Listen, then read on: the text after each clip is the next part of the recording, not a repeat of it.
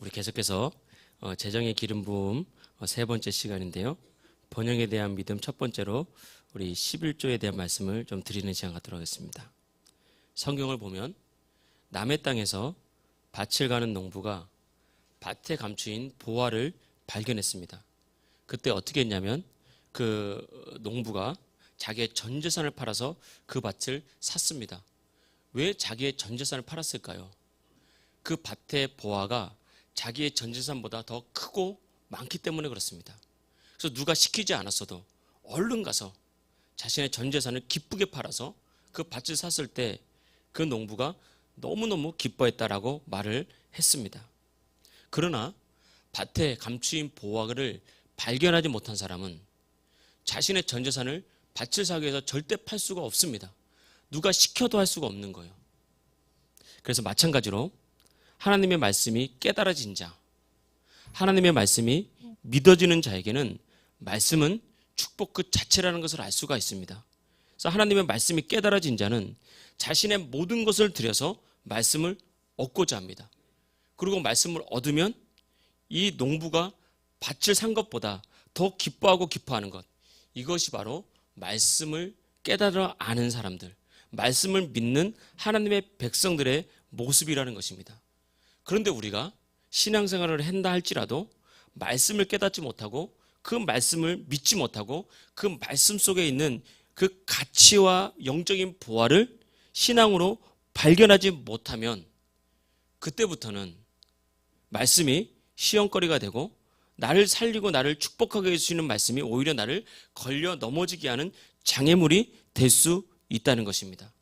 우리가 이 재정의 기름 부심에 대해서 말씀을 전하고 있는데 이 땅을 살아가는 사람들은 돈의 중요성을 너무 잘 알고 있습니다.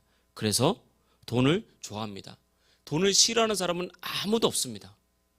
어떤 사람도 저 역시도 돈을 싫어하지 않고 이 세상에 돈을 싫어하는 사람은 없을 것입니다. 그러나 우리가 점검해야 될 것은 물질이 자신의 주인이 되어서 돈을 섬기는 사람이 있고 반대로 내가 물질의 주인이 돼서 돈을 부리는 사람이 있다고요. 이것을 알아야 됩니다. 모든 사람들이 돈을 좋아하지만 돈에 끌려다녀서 돈을 섬기는 사람이 있는 반면에 믿음으로 돈을 부리는 사람이 있다는 것입니다. 성경을 보면 물질보다 더 큰 가치를 발견한 사람, 세상도 그렇습니다. 돈보다 더 큰 가치를 발견한 사람이 결국은 돈을 봅니다. 믿음 안에서도 마찬가지입니다. 이 돈보다 더 큰 가치인 하나님의 말씀, 이 말씀을 근거로 해서 물질을 부릴 수 있는 사람, 그 사람에게 축복은 오는 것입니다. 특별히 하나님의 축복은 하나님을 주인으로 삼고 믿음으로 물질을 부릴 줄 아는 사람에게 주어지는 것입니다. 그래서 우리가 이 사실을 깨달아야 드디어 왜 우리가 이 재정의 기름 부으심에 대한 말씀을 왜 듣는지, 왜 우리가 이 땅에서 번영해야 되는지 그 사실을 알 수가 있는 것입니다. 특별히 하나님의 말씀은 성령님의 감동으로 써졌다고 말을 하고 있습니다. 그래서 우리가 말씀을 읽다 보면 어떤 말씀은 사람의 생각으로도 참 훌륭하고 위대하다고 그럽니다. 모든 종교에서 통틀어서 황금률이라고 그러는 것이 산상수훈 있지 않습니까? 무엇입니까? 누구든지 대접받고 싶은 대로 남을 대접하라. 이거는요 기독교에만 있는 것이 아닙니다. 이게 황금률이라고 그러거든요. 또 예를 들면 누구든지 너에게 오른뺨을 때리면 왼뺨이라도 돌려대라. 그만큼 사랑하라는 거 아닙니까? 또 이런 말도 있습니다. 누구든지 너에게 오리를 같이 가자고 하는 자에게 십리까지 같이 가져라. 이런 말은 굳이 성령의 감동이 아니더라도 훌륭한 말이고 이해가 되고 이렇게 살아야 되겠다라고 깨달아지는 거죠. 그래서 성경을 읽다 보면 사람의 생각과 사람의 마음과 사람의 가치관으로 너무 쉽게 받아들여지는 말씀이 있는가 하면 반대로 성령의 감동이 아니고서는 도저히 받아들여지지 않는 말씀도 많다는 것입니다. 대표적으로 물질에 관한 것입니다. 우리가 성령의 감동이 없고 은혜가 없고 성령이 역사하지 않으면 마찬가지로 이 물질에 대한 말씀을 마치 세상에서 돈 많이 벌어라는 말씀으로만 생각하면서 이해가 되지가 않고 이게 받아들여지지 않고 또 믿어지지가 않는 거예요. 그 사람들은 물질 때문에 걸려 넘어지는 경우가 많은데 이 시대에 많은 그리스도인들이 하나님 말씀을 온전히 믿지 못하기 때문에 또 성령의 감동으로 말씀이 온전히 깨달아지지 않았기 때문에 이 물질 때문에 시험에 들고 물질 때문에 넘어지는 경우가 참 많이 있습니다. 우리가 살아가는 시대는 물질이 세상을 다스리는 시대입니다. 성경에서 이미 예언을 했습니다.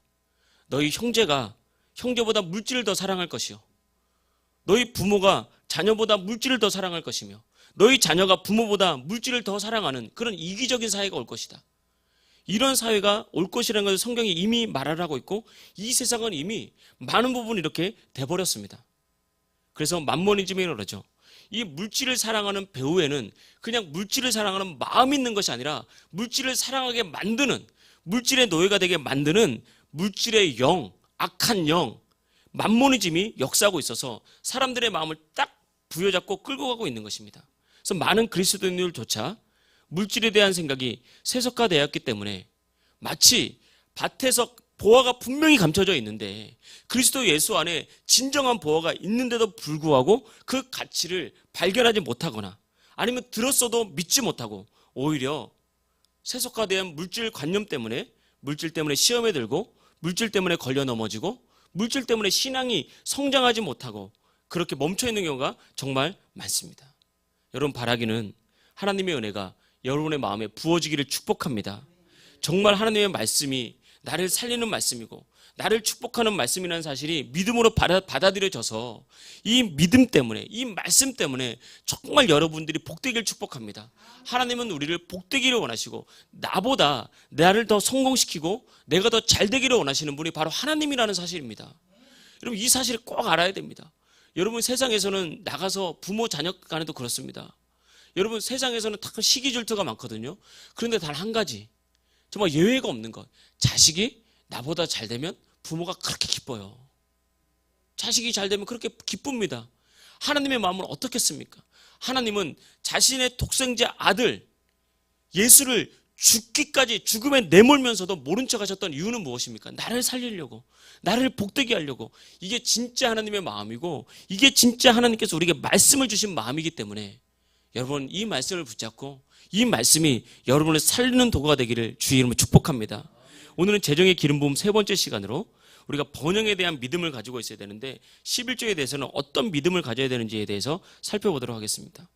예배는 하나님을 만나는 영적인 활동이며 영적인 사건입니다. 세상에는 많은 사건이 있죠. 삶이 예배가 돼야 되지만 우리가 궁극적으로 하나님께 찬송을 하고 그 하나님을 묵상하고 그 말씀을 듣고 기도하고 이런 예배의 행위는 최종적으로 하나님을 만나는 영적인 활동이고 영적인 사건입니다. 그래서 성경을 보면 예배하는 그 자리에 성령의 임재가 있었고 하나님을 찾고 하나님께 찬송하고 기도하는 그 자리에 언제나 하나님의 임재와 영광이 있었다는 것을 우리가 알 수 있습니다. 성경에서 나오는 첫 번째 예배는 어떤 예배입니까? 성경에서 나오는 가장 첫 번째 예배는 가인과 아벨의 제사, 가인과 아벨의 예배입니다.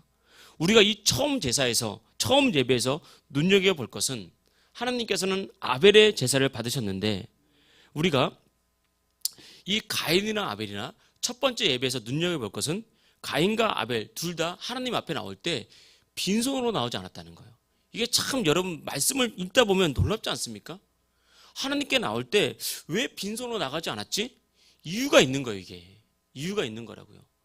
우리가 알다시피 하나님은 가인은 자신이 농사 지은 것을 가지고 나왔는데 하나님은 쌀이나 밀이나 농작물이 필요한 분이 아닙니다. 밥을 지어서 먹는 분이 아니시라고요. 아벨은 양의 첫 새끼를 가지고 주님께 나갔는데 하나님은 양을 잘 구워서 요즘에 유행하는 숄더렉 같은 거 있잖아요. 그런 걸 드시는 분이 아니라고요. 육체적인 양식이 필요한 분이 아닌데도 불구하고 하나님은 이들에게 무엇인가를 요구했을 때 결과적으로 하나님은 아벨의 양의 첫 새끼를 받으시고 그것을 기뻐하셨습니다. 여러분, 아벨이 양의 첫 새끼를 드렸다 할 때 이 첫 새끼, 처음 것에 영적인 의미가 있습니다. 첫 번째는 성경 구약 성경에 보면 하나님께서는 처음 난 것은 다 내 것이라고 말했습니다. 처음 난 것은 그것이 곡식이 되었던 아니면 그것이 짐승이 되었던 심지어 자식이 되었건 첫 번째 것은 다 내 거라고 말했어요. 이것이 성경에서 말하는 첫 열매. 그래서 구역을 잘 보면 믿음의 사람들은 첫 열매를 다 주님께 드렸다는 것을 우리가 알 수가 있어요. 그래서 이 첫 새끼라는 의미는 말 문자 그대로 첫 열매라는 뜻입니다. 그래서 이것을 하나님께 드렸다는 거예요. 두 번째 첫 열매라는 첫 새끼라는 의미는 가장 중요한 거라는, 가장 중요한 것. 가장 중요한 것, 내가 가장 소중히 여기는 것을 하나님께 드렸다는 거예요. 그래서 아벨은 이 양의 첫 새끼를 가지고 하나님 앞에 제사를 드렸습니다. 그래서 첫 열매를 하나님께 드렸다는 것은 하나님께서 무한한 사랑으로 나에게 복을 주셨다는 것을 인정하고 가장 소중한 것을, 그 구약 시대는 뭐 농작물이 되었던 양의 짐승의 새끼가 되었던 지금 이 시대는 물질이 되었건 하나님께 사랑과 감사의 믿음으로 드렸다. 이것이 바로 첫 열매. 그래서 첫 열매의 특징은 나의 평생 모든 것을 주님께 맡긴다는 그런 의미가 있는 겁니다. 그런 의미가. 그래서 첫 열매를 드린 거죠. 그래서 여러분, 우리가 하나님께 나올 때 항상 하나님께서 나에게 무한한 사랑을 베푸사 나라의 하여금 물질을 얻게 하셨다는 사실, 이 사실을 인정할 수 있어야 됩니다. 이것이 나의 가치관과 나의 세계관이 돼야 됩니다. 이 사실에 대해서 흔들리지 말아야 되는 거예요. 이것이 가장 기초적인 물질에 대한 뜻입니다. 우리가 뭐 청지기로 살든 뭐 살든 상관없이 가장 기본적으로 하나님께서 나에게 물질을 주셨다는 것을 인정하지 못하면 그 다음 단계로 나갈 수가 없는 거예요. 그 다음 단계로. 그래서 이 믿음이 정확하면 우리 모든 것을 하나님께 주셨으니까, 아니 양을 10마리를 낳게 하셨는데 첫 새끼 한 마리 주는 게 전혀 아깝지 않은 거예요. 오히려 기쁜 거예요. 왜냐하면 다음에는 하나님께서 100마리 주실 것이기 때문에, 이 믿음이 정확히 있기 때문에 우리는 자원하면서 나갈 수 있습니다. 그래서 성경은 주님 앞에 무엇인가 재물을 드리거나 물질을 드릴 때 자원하는 마음으로, 즐거운 마음으로, 억지로 하거나 인색함으로 하지 말고. 그래서 이런 물질을 드릴 때는 항상 억지로 인색하게 억지로 하는 것이 아닙니다. 그럴 때는 그냥 내가 할 수 있을 분량만큼 억지로 하면서 시험에 들지 말고, 억지로 하면서 내가 믿음이 막 괴로워하지 말고 내 믿음의 분량껏 하면 돼요. 믿음의 분량껏. 그렇게 하면서 내가 자원하는 마음으로 드릴 수 있는지, 정말 기뻐하는 마음으로 드릴 수 있는지, 즐겁게 드릴 수 있는지, 이걸 잘 분별하면서 물질 생활하고 첫 열매같이 이렇게 소중한 것을 주님께 드리면 되는 것입니다. 이 믿음에 따라서 하나님께서 그 믿음에 따라 행하는 자에게 그 믿음에 맞는 재정의 물질의 복을 주신다는 것입니다. 이것이 첫 열매에 대한 우리의 믿음입니다.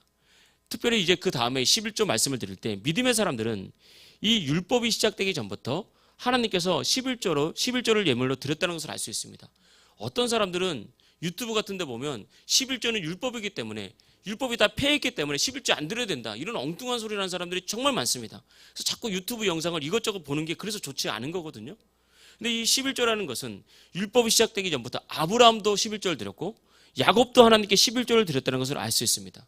이 11조를 드리는 믿음은 가장 기본적으로 이미 말씀드린 대로 모든 물질은 하나님께서 주셨다는 그 믿음을 가지고 내 수입의 10분의 1을 하나님께 믿음으로 드리는 거예요. 두 번째는 수입의 10분의 1을 드렸지만 이 믿음의 행위를 통해서 모든 것이 주님의 것임을 고백하는 믿음이라는 것입니다. 하나님은 뭐라고 말하냐면, 어떻게 말하면 내가 너에게 10개를 줬어. 그런데 내가 모든 걸 내게 줬는데 그 중에 나한테 하나를 돌려주면 너가 모든 것을 나에게 받았다는 그런 믿음으로 내가 인정해 줄게, 받아줄게. 그래서 수입의 10분의 1을 나에게 다오, 이렇게 말한 것입니다. 그래서 수입의 10분의 1을 11조를 주님께 드린다는 것은 모든 축복은 하나님께서 왔다는 것을 믿는 믿음을 하나님께 드리는 거예요. 그래서 하나님께서는 우리에게 온전한 11조를 통한 축복을 약속하셨습니다. 그래서 온전한 11조를 주님께 드리라고 했습니다. 그래서 11조를 드릴 때는 이런 기본적인 두 가지 믿음을 가지고 드려야 되는 것이죠. 특별히 구약 시대에는 이제 11조가 본격적으로 율법 시대에 하나님께 드려지면서 이스라엘의 11조는 제일 먼저 제사장들의 기업으로 주었습니다. 이스라엘이 땅을 분배를 할 때 모든 지파, 12지파에는 땅을 다 분배를 해줬거든요. 근데 레위 지파에는 땅을 분배를 해주지 않았습니다. 땅을 분배를 해주지 않으면서 하나님께서 뭐라고 말씀하셨냐면, 너희의 분깃은 내가 너희의 분깃이다라고 말을 하면서 이스라엘 12지파에게 너희는 11조를 레위 지파에게 드려서 레위 지파가 이 제사를 드리고 나의 분깃을, 나의 일을 하는 데 있어서 전혀 부족함이 없도록 너희의 11조를 제사장 지파인 레위 지파에게 드리라고 말을 했습니다. 그러면서 12지파의 11조가 어디로 갔냐면 이 레위 지파, 제사장들에게 간 것입니다. 그래서 민수기 18장 21절에 보면 이런 말씀이 있습니다. 제가 한번 읽어볼게요. 내가 이스라엘의 11조를 레위 자손에게 기업으로 다 주어서 그들이 하는 일, 곧 회막에서 하는 일을 갚나니.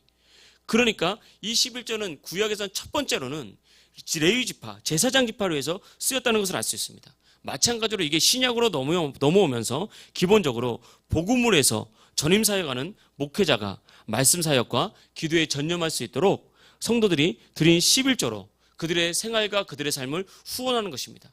그래서 물질 때문에 염려하거나 물질 때문에 힘들어하지 않도록, 특별히 성경에서는 하나님께서 이 11조에 대해서 말씀하시면서 성도들의 11조를 통해서 하나님은 하늘문을 열고 내가 너희를 축복하나 하지 않나, 복을 쌓을 것이 있도록 부어주나 부어주지 않나, 그것을 시험할 수 있도록 하셨습니다. 그러면서 11조를 드리는 하나님의 백성들의 직장과 사업과 그들의 인생에 복을 주신다고 말씀하셨습니다. 오늘 말씀처럼 말라기 3장 10절 말씀을 보겠습니다.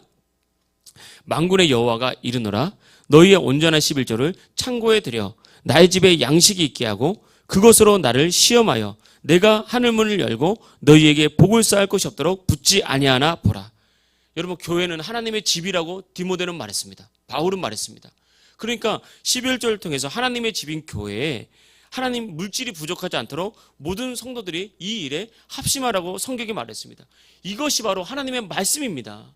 사람의 말이 아니라, 누군가가 했던 말이 아니라 하나님께서 우리 모든 백성을 축복해 주시기 위해서 하셨던 말씀입니다. 그래서 여러분, 우리가 11조를 드릴 때 이런 믿음을 가지고 있어야 돼요. 하나님께서 분명히 나를 복 주신다, 복을 쌓을 것이 없도록 붙는다. 하나님은 우리의 믿음대로 역사하십니다.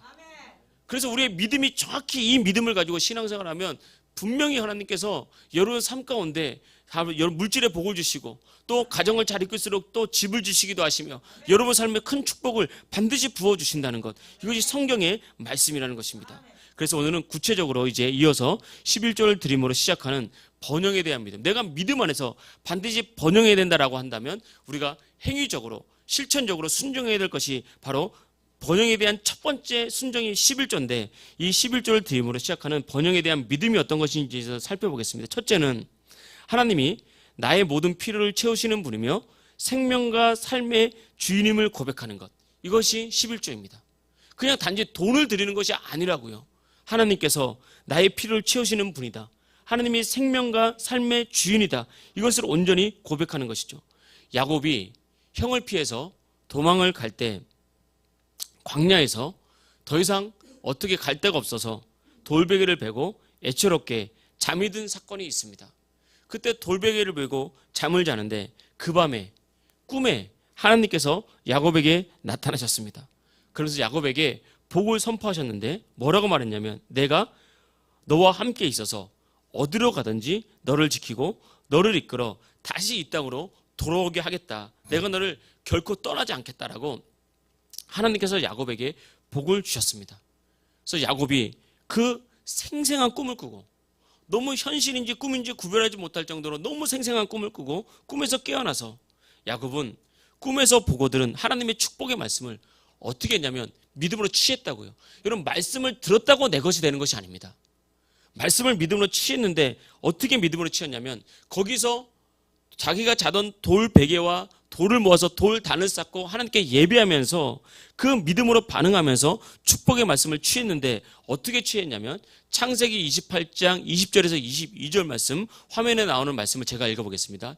야곱이 서원하여 이르되 하나님이 나와 함께 계셔서 내가 가는 길에서 나를 지키고 먹을 떡과 입을 옷을 주시어 내가 평안히 아버지 집으로 돌아가게 하시면 여호와께서 나의 하나님이 될 것이요 내가 기둥으로 세운 이 돌이 하나님의 집이 될 것이요 하나님께서 내게 주신 모든 것에서 10분의 1을 내가 반드시 하나님께 드리겠나이다.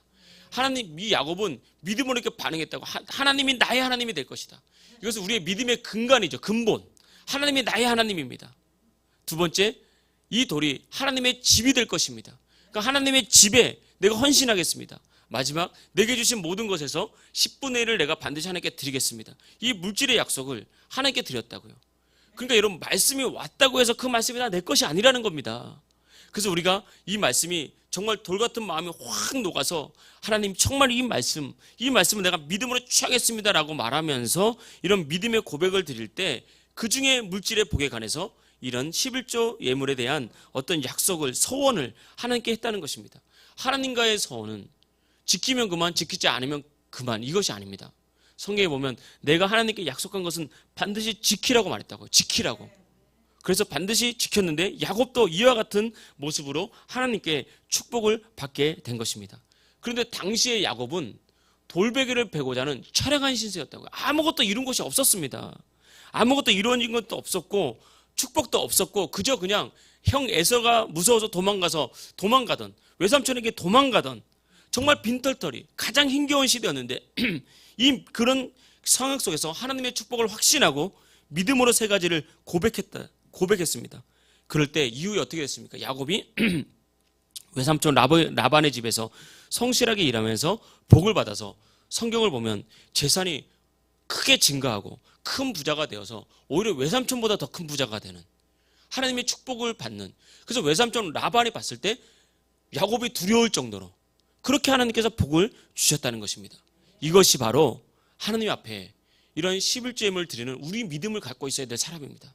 그래서 여러분 온전한 11조를 통해서 하나님 앞에 서원하고 믿음으로 나가고 자원하는 마음과 기쁜 마음으로 믿음을 고백하며 드리는 자에게 반드시 야곱의 축복, 외삼촌 라반 밑에서 일을 했지만 주인인 라반이 두려워할 수 있는 인생, 그에게 주어지는 복, 그에게 부어지는 복을 보면서 이것이 바로 하나님의 복이구나라고 보여주는 인생, 그런 축복이 있다는 믿음으로 우리가 11조 생활을 하는 것, 이것이 번영에 대한 11조 첫 번째 믿음입니다.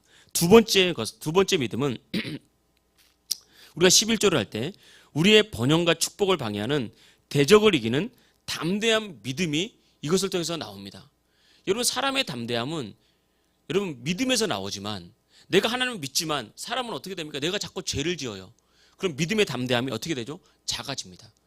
우리는 행함에 근거하고 있지 않거든요. 그런데 우리는 인간인지라 우리의 행함이 우리에게 영향을 미칩니다. 마치 우리가 학생들이 시험 칠 때 공부를 충분히 다 하잖아요. 그러면 빨리 시험 치고 싶고 시험이 즐겁고 시험 앞에 담대합니다. 이 공부를 충분히 한 학생들의 모습이에요. 그런데 공부는 1페이지부터 10페이지까지 시험을 치는데 막 5페이지까지밖에 공부를 못하면 하루만 더 있었으면 좋겠다. 하루만 더 있었으면 좋겠다. 또 시험을 칠 때도 막 긴장이 되고 떨린단 말입니다. 우리의 행함에 따라서 우리의 담대함은 커지기도 하고 작아지기도 합니다. 그런데 여러분 성경에 이 약속이 있는데, 11조에 대한 약속이 있는데 보십시오.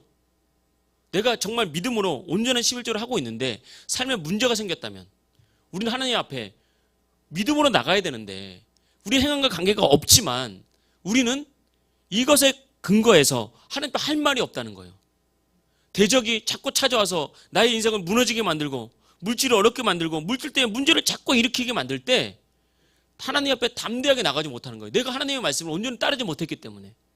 그런데 이 말씀을 가지고 있으면 주님 분명히 말씀하지 않았습니까? 창고에 쌀 것이 없도록 분명히 좀 약속하지 않았습니까? 이 약속의 말씀을 이루어 주십시오라고 담대하게 나갈 수 있습니다. 그래서 여러분 11조 생활을 할 때 우리는 이 물질에 대한 담대한 믿음을 가지고 대적이 우리를 공격할 때 우리가 그 대적을 넉넉히 이길 수 있다는 거예요. 말라기서 3장 11절 말씀 보겠습니다. 만군의 여호와가 이르노라 내가 너희를 위하여 메뚜기를 금하여 너희 토지 소산을 먹어 없애지 못하게 하며 너희 밭에 포도나무 열매가 기한 전에 떨어지지 않게 하리니. 그러니까 우리의 대적자가 있다는 거예요. 대적자가.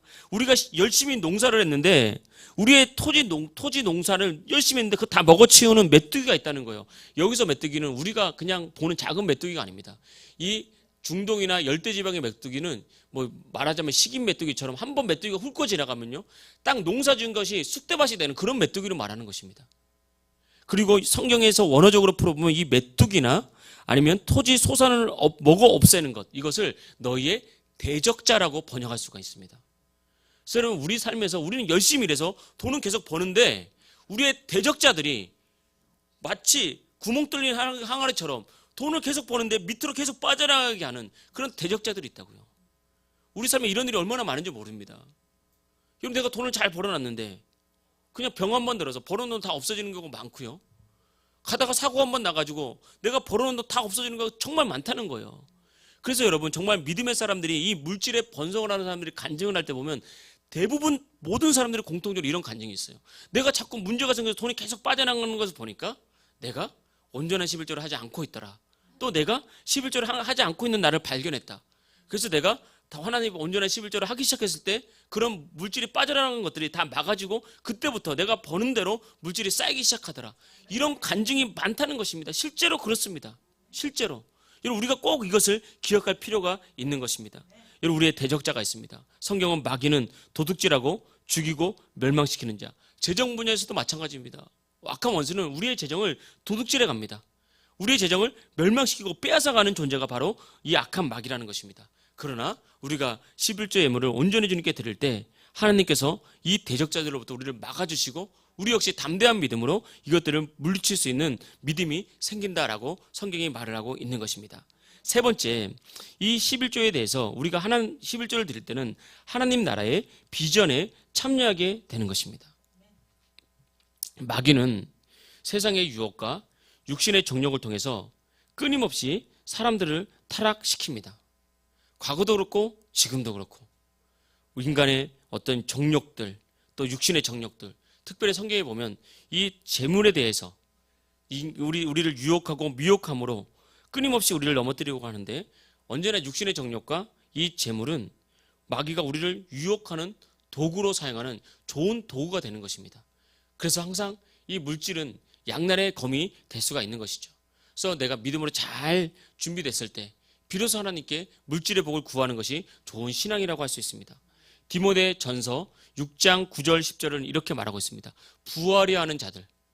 그러니까 부를 탐욕적으로 가지고 가는 사람들은 시험과 올무와 여러 가지 어리석고 해로운 욕심에 떨어지나니 항상 물질에 부하려고 하는 사람은 시험에 걸리고요. 올무에 빠지고 원수마귀가 쳐놓은 올무가 있다고요. 여러 가지 어리석고 해로운 욕심에 떨어진다 말했습니다. 그래서 어떻게 되냐? 곧 사람으로 파멸과 멸망에 빠지게 하는 것이라.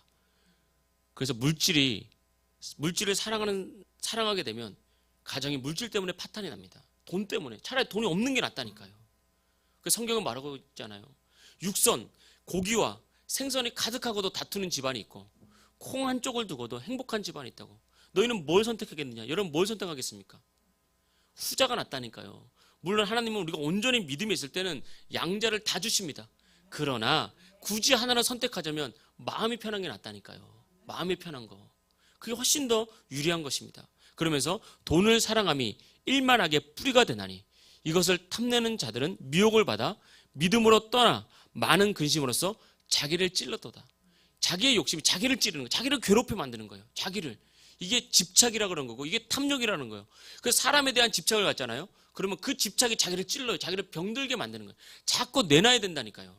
그래서 자녀에 대해서 집착을 하면 나중에 그 집착 때문에 자기가 상처를 받는지 사람들은 몰라요. 자녀 때문에 상처를 받는 것이 아니라 자녀에 대한 집착, 자녀를 잘되게 만들고 성공시키고 자녀를 행복하게 만들려고 하는 부모의 집착이 나중에 부모를 불행하게 만듭니다. 삶도 마찬가지입니다. 돈을 더 벌려고 하는 이 집착과 탐욕이 나중에 그 욕심이 나를 찔러서 나를 망하게 하는 거예요. 이것이 성경의 원리인데 이것이 인생을 살아가는 지혜입니다. 지혜자들은 이미 이 사실을 깨달았고 있다고요. 이 사실을. 그래서 집착하지 마라. 내려놓아라. 자족해라. 만족해라. 그러나 비전을 가져라. 그렇게 끊임없이 우리에게 말을 하고 있는 것입니다. 그래서 여러분 탐욕은 더 가지려는 욕심이죠. 돈의 욕심이 있는 곳에는 언제나 다툼이 생기고 결국 파멸과 멸망에 빠진다고 성경이 말하고 있고 이것은 현실입니다. 그래서 돈을 사랑하지 말고 하나님을 사랑해야 됩니다. 탐욕은 돈을 사랑해서 돈을 창고에 더 쌓아두고 내가 내 인생을 책임지려고 그러고 세상의 쾌락을 쫓아 살아가는 것에 집착하는 행위가 탐욕이에요. 탐욕. 단지 돈을 많이 버는 것이 아닙니다. 그래서 탐욕과 번영에 대한 믿음과 번영에 대한 사고방식을 구별할 줄 알아야 됩니다. 다시 한번 말하자면 탐욕은 내가 돈을 사랑해서 내가 돈을 내가 창고에 쌓아두고 내가 쌓아둔 그 창고의 돈으로 내 인생을 책임지려고 하고 세상의 즐거움을 누리기 위해서 돈에 집착하는 행위. 이것이 탐욕이고요. 번영에 대한 사고방식은 다른 것입니다. 번영에 대한 사고방식 첫째, 모든 부여는 하나님께 있음을 믿는 거예요. 그래서 믿음으로 번영을 취하는 것이고 그리고 그 물질을 가지고 창고를 지어놓고 나의 미래를 무조건 대비한다. 이것이 아니라 물질을 가지고 하나님의 영광과 복음의 확장을 위해서 물질을 다스리는 사고방식. 저축도 물론 합니다. 미래도 준비합니다. 그러나 그 근본이 틀린 것이고 믿음 자체가 틀린 것이죠. 그것이 바로 번영에 대한 사고방식입니다. 그래서 번영에 대한 믿음을 가진 사람들은 돈을 사랑하는 것이 아니라 하나님을 위해 물질을 구하는 거예요. 하나님을 위해서.